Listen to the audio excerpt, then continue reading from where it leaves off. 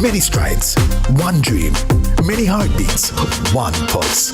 Sagicor, celebrating Jamaican success. The time by Sagicor is 7 o'clock.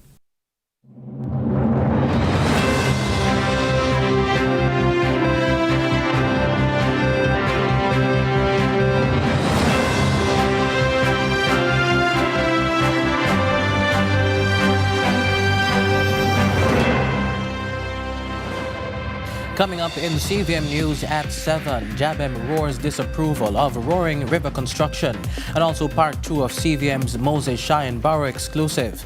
Also, JPS recruits international workers to aid restoration process. We also have our Sunday premiere of Inspire Jamaica. While in sports, Russell Holder out of West Indies T20 squad.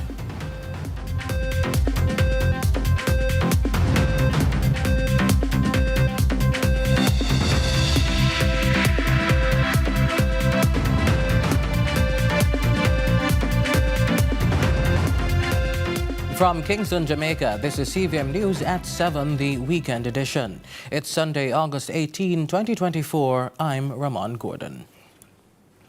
Now, a 24-year-old Trelawny farmer has been charged with murder following the death of 35-year-old Conroy Bramwell, otherwise called Smokey, of Spring Hill, Stuart Hill, Duncans in the parish on Wednesday, August 14. Charged is Onique Small, otherwise called OJ, a farmer of Hake Settlement, Falmouth, Trelawny. Reports from the Falmouth police are that at about 11:15, Bramwell was walking in the town when a dispute arose with a man to whom he had loaned money.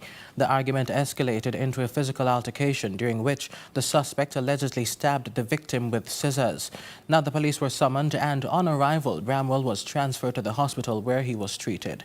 Bramwell succumbed to his injuries on Saturday, August 17. Small turned himself into the police on Thursday, August 15, and was subsequently charged following a question and answer session on Saturday, August 17, with his court date to be finalized.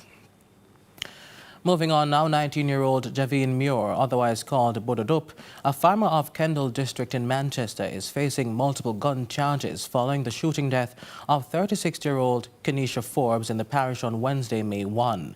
Bododup has been charged with murder conspiracy to murder, shooting with intent, unauthorized possession of ammunition, possession of a prohibited weapon, and using a prohibited weapon to commit a felony. Reports are that about 12:48 p.m., Forbes was at her place of employment when she was pounced upon by Muir. The man brandished a firearm and requested money before he opened gunfire, hitting her in the head before escaping on foot.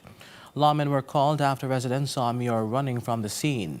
She was assisted to the hospital where she was pronounced dead while undergoing treatment. On Wednesday, August 14, detectives following several leads arrested Muir. He was subsequently charged on Thursday, August 15, after a question and answer session, and his court date is also being finalized. To other news now, reports have surfaced that the China Harbour Engineering Company has begun clearing woodland on the Roaring Estate in St. Anne to make way for a luxury housing development. Now, this has sparked protests led by the Jamaica Birthright Environmental Movement, which is questioning the government's decision to grant environmental permits for the project. Joel Crosskill has the details. The Jamaica Beach Birthright Environment Movement, JABEM, again raised the volume on its advocacy with a recent protest at Roaring River in St. Anne, its latest attempt to protect territories of ecological and historical importance on the island. JABEM President Dr. Devon Taylor says greater pride of place for Jamaican interests must be afforded to sites such as these. So today we're standing up. We're standing up for our community steer town. We're standing up for Jamaica. Because what we do see here is a destruction of not only our ecological heritage, but destruction of, our water resources.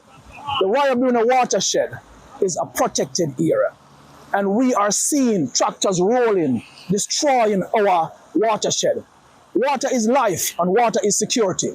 And so we are lending our voice to the community of Steertown and all the communities around that JABEM will not stand idle by while the government hand over 167 acres of prime property, prime watershed to the Chinese to build 800 houses that will destroy our watershed. For JABEM Outreach Officer Damien Coombs, himself a resident of the nearby Steertown community, the potential impact hits even closer to home.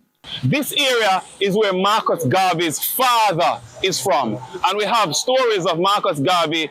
Marcus Garvey's wife, Amy Jackie, says that Marcus Garvey was raised in the Roaring River area where he could hear when the river roared. So Marcus Garvey was raised here. So this is not just a socio-economic issue. This is not just a logistical issue. This is not just an environmental issue, but this is an ancestral issue. This is an issue of our heritage. As part of the deal with China Harbour Engineering Company Czech to build the north-south link of Highway 2000, approximately 200 acres of land in Miami Bay, St. Anne, that was previously owned by the Urban Development Corporation UDC, was transferred to the international construction juggernauts.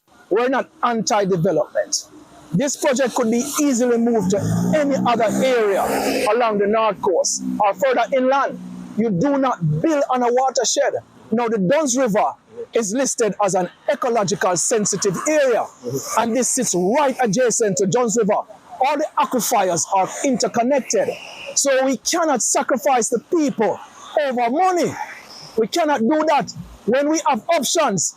So we have asked the government to move the project elsewhere, because this is not about work. It's about environmental justice.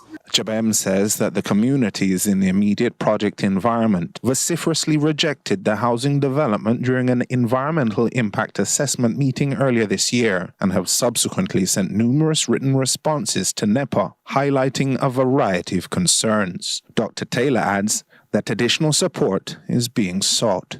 We are aligning with all the environmental agencies across Jamaica. This is the beginning. So we're in this for the long haul. As long as it will take us to push back and have the government change their minds on this foolish product, foolish endeavor that they're doing, we will be in here and we are prepared to take legal actions as well. Joel Crosskill, CVM News. Now, for the majority of people that call the breadbasket of Jamaica their home, the despair caused by the passage of Hurricane Beryl still lingers. But as the parish recovers, Joel Crosskill reports on the recovery efforts being made at a beloved heritage landmark. Currently, the circumstances facing Holland Bamboo Grove, a heritage site located in Lacovia St. Elizabeth, an avenue of approximately 4 kilometers long, arched and shaded by an arrangement of bamboo on both sides, and said to be one of the most photographed places on the island, is less than picture perfect, leaving some vendors who rely on their sales of peanut and coconut to get by, wondering if it will ever be the same again. The bamboo tear down, it mash up a lot. Yeah. So you're not getting no much tourists right now, but them come and go when them feel like and then stop when them feel like. This last disaster is Beryl. The storm blow and affect it. And for since the storm blow to how it did look when the storm blew, it look good now. On the day and after the day of the storm, right now it's still looking nice. Because plenty people stop here and say, but the storm not doing nothing. I say, if you did see the day when the storm, they would say something. But for now, I think it will come back. It was good because tourists every day see tourists. Them come and sometimes you ask them on the bike, bicycle, walk foot, but now they're not doing that no more. For Mayor of Black River, Richard Solomon, who took office just 3 months prior to the passage of Beryl, the destruction he's witnessed has inspired an urgent desire for recovery. As it is now, it's going to take some amount of time to sort of restore the bamboo plants. A lot of work was done, a lot of cleaning up exercise, and the crew is continuously working on the restoration. But I think there has to be a long-term plan as it will lead to, probably some sort of irrigation system in place to supply the bamboos with water during the time of drought, and also to sort of create back some embankment, because we would have recognized that a lot of the bamboo roots are exposed. The mayor suggests that the potential for innovation can also be considered. I believe that more can be done. I think that my personal view is that we need an alternate route where we the citizen can traverse through and sort of use the Holland Bamboo as a sort of strip that tourists can, utilize. I am envisioning where we can have carnivals and those sort of things to boost the economical activities within that space. Joel Crosskill, CVM News. Now, the Jamaica Public Service Company has taken up Energy Minister Darrell Vaz's recommendation to help with the recovery efforts after Hurricane Beryl. As Trisha Kelly reports, the utility provider is now reaching out for assistance from neighboring Caribbean nations and beyond.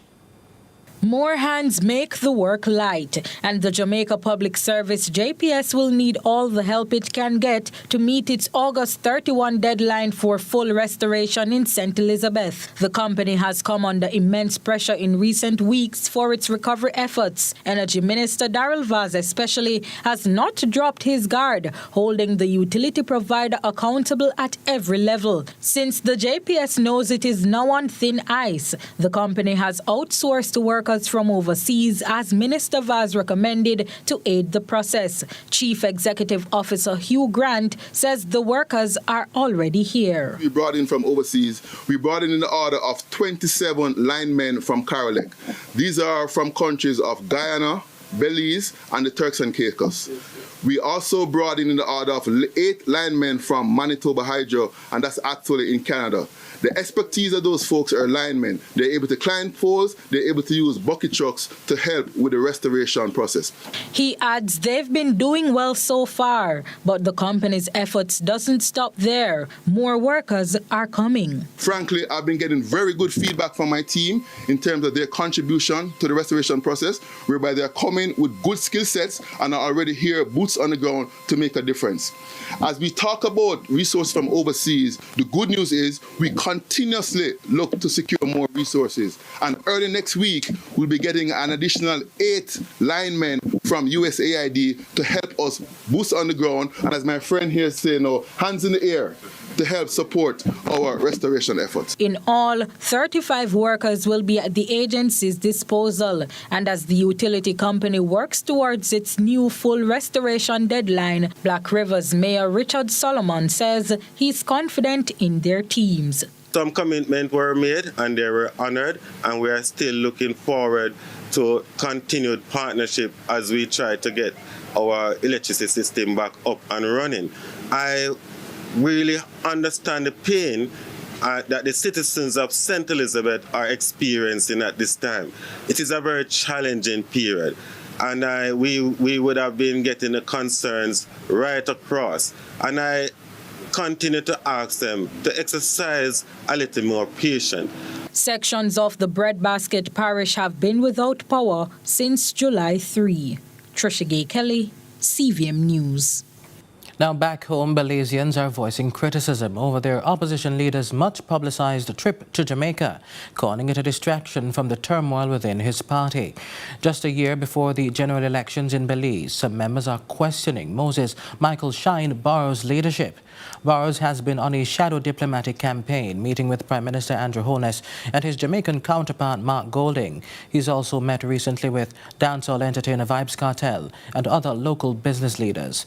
Barrows also sat down with CVM's Jonathan Atkins to address the leadership challenges he's been facing back home. Moses Shyne Barrow, the current opposition leader of Belize, is the son of former Prime Minister Dean Barrow, a political heavyweight in the mainland Caribbean country. Now, Shyne is aiming for a prime ministerial like father, like son outcome. However, it won't be an easy road ahead. The younger Barrow is experiencing some internal party sedition within the United Democratic Party, with some party stalwarts calling for a wrap on his time as leader of the party. In his exclusive interview with CVM, Shyne, stubbornly resolute in his mandate for leadership, hits back at his detractors back home within his party. Well, it doesn't matter. You see, in a democracy, it doesn't matter how high-ranking a person is. We have to comply by the will of the people. And I was elected twice by the people of the United Democratic Party in our national conventions. I was not appointed as leader. I was not anointed as leader. And last year, we had a national convention at which unanimously the national convention voted to re-elect me as leader until after the next general elections, and nothing can change that. A confident Barrow making a bold political prophecy for electoral victory with him at the helm of the UDP. I am confident that we can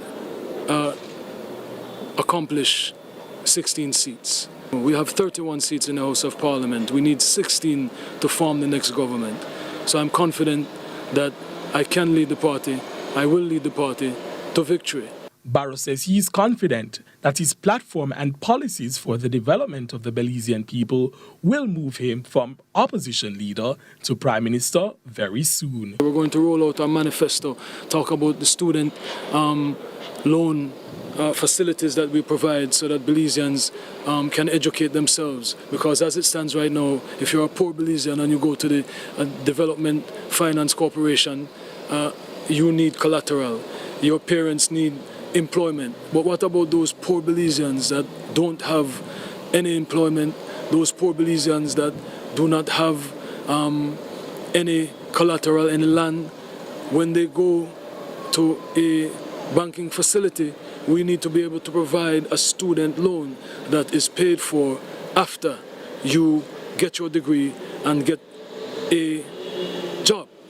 And right now we don't have that, and that will revolutionize Belize, because if people are equipped with skill sets, then they will be able to get employment, pay taxes, and grow the economy. So educating our people and equipping our people with some form of skill set, because if you're not academically inclined, the vocational setting is the way to go. His father, Dean Barrow, the immediate past Prime Minister of Belize, is often been said to be overshadowing his son's political career. But Shyne disagrees. My first challenge was being able to convince those people that I was the right person to represent them in Parliament. And I did that, obviously, because I was elected. I was not appointed by my father. I was not appointed by anyone. I was elected by the people of Mesopotamia when everybody else lost. We went from 20 seats to 5 seats. And so I was able to hold on to Mesopotamia. There are things that, the former Prime Minister and I don't necessarily align with. But my political career has never been an attempt to distinguish myself from the most successful Prime Minister in the history of Belize. He has won 3 consecutive terms post-independence. So there's much to gain from his genius and political acumen. But can Barrow really get his party together before the elections due in 2025? Will he be able to create his own shine and become the second Barrow Prime Minister? In part 3 of the CVM exclusive, we discuss matters of CARICOM and the ongoing war between Israel and the Palestinians.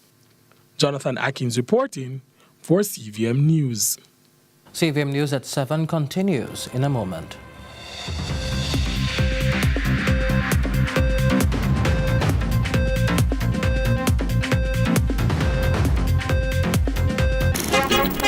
Every day you're an inspiration with the things them way you do.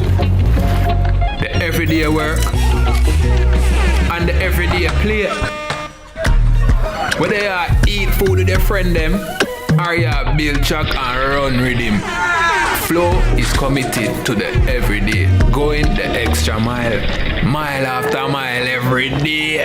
And the best is yet to come. Flow, every day better.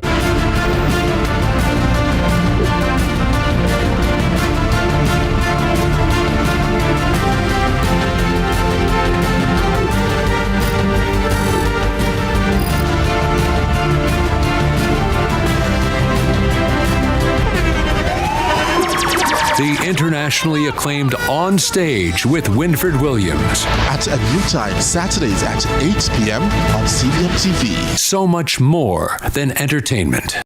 Our days get a little complex sometimes. Often so many things make sense, yet so many do not. We are being intentional about giving prominence to the big stories in order to clarify and enlighten. Lead Story explains who, what, when, where, why, and how. Lead Story with George Davis, weekdays at 6:30 p.m. on CVM TV. I'm Celine Gordon, host of Holy Road. Hey everybody, what's up? It's your boy John Mark Wigan, host on the show Holy Road. Listen, people need to know what's happening in the churches and in ministry in all of Jamaica. It's an absolute blessing. We're really excited to share this. Tune in to CVM, see it happen.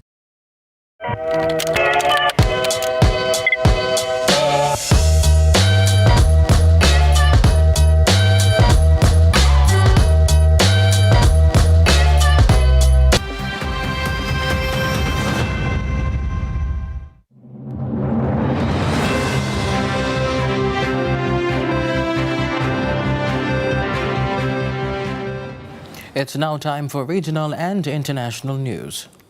We begin with news in the region. CARICOM member states will be given first preference to purchase excess natural gas in Guyana once production exceeds demand. Minister of Natural Resources Vikram Bharat says already several countries have approached the Guyana government. More from CBC News, Barbados. We have developed a good regional relationship through the chairmanship of our president at CARICOM. I think CARICOM has been re-energized and revitalized, and they're looking to Guyana now for support, especially with regards to the oil and gas sector. So I don't see us looking past our CARICOM sister countries before we go to other countries. So the possibility is, yes, once we move to the second development and gas is available. I say available because we will have to look at local consumption first before we can export. 8 mobile healthcare robots will soon be deployed into Trinidad and Tobago's healthcare system, and Health Minister Terence Deyalsingh is assuring that the implementation of these robots is not to replace healthcare workers, but to complement them. More from TTT News. 6 customized cloud-based intelligent humanoid service robots, or HSRs, were on Saturday handed over to the Ministry of Health to be deployed in various regional health authorities. And TTT News understands that already 2 additional disinfecting health service robots used to terminally clean air and surfaces are already being used in the health system.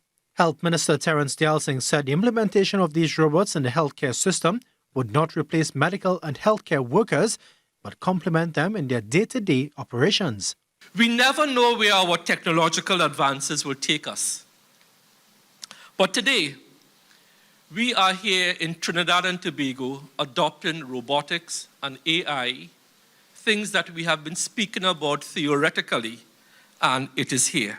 Funded by the government of India for US $1 million, the project is a partnership between the TNT government, PAHO WHO, and the UN Resident Coordinator's Office.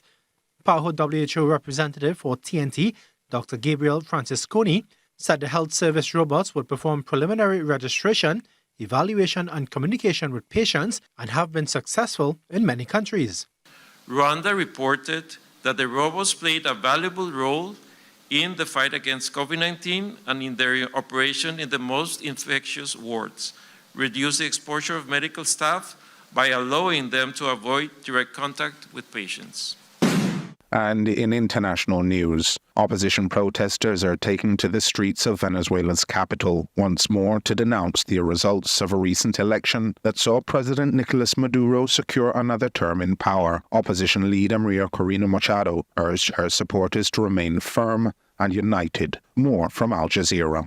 A protest for the truth was the message behind the Venezuelan opposition's call to the streets on Saturday. Leading the protest was opposition leader Maria Corina Machado, who says she will continue to demand the government acknowledge it was defeated in the presidential elections 3 weeks ago. We are in the 5th phase. We have overcome the other 4. This is the moment to cash in. What does that mean? It means that every vote should be respected. There is nothing above the voice of the sovereign, and the sovereign spoke in Venezuela on July 28th. On July 28th, Venezuela's Electoral Council declared Nicolás Maduro the winner, but failed to provide evidence. The opposition says it was able to get an upload to a website, the tally sheets showing how people voted. On Saturday, people printed those sheets as proof that opposition candidate Edmundo González Urrutia won the elections. We do not accept the fraud. Edmundo González was the president-elect of Venezuela. People, we really have to carry on with hope and keep fighting. We cannot be discouraged. We have to continue this fight until the end. And that's it for regional and international news. Now, parental support is crucial, especially when a child's development doesn't seem typical. It's often the parents who first recognize when something might be wrong and take the steps to seek help. Now it's for Curlin Brown to take us through part 2 of the Boy with a Speech Delay on Inspire Jamaica. Reach out and touch somebody's hand. Make this world a better place. If you can. Last on Inspire Jamaica, Mr. and Mrs. Wilson decided it was time to seek help for their son Ricardo when he exited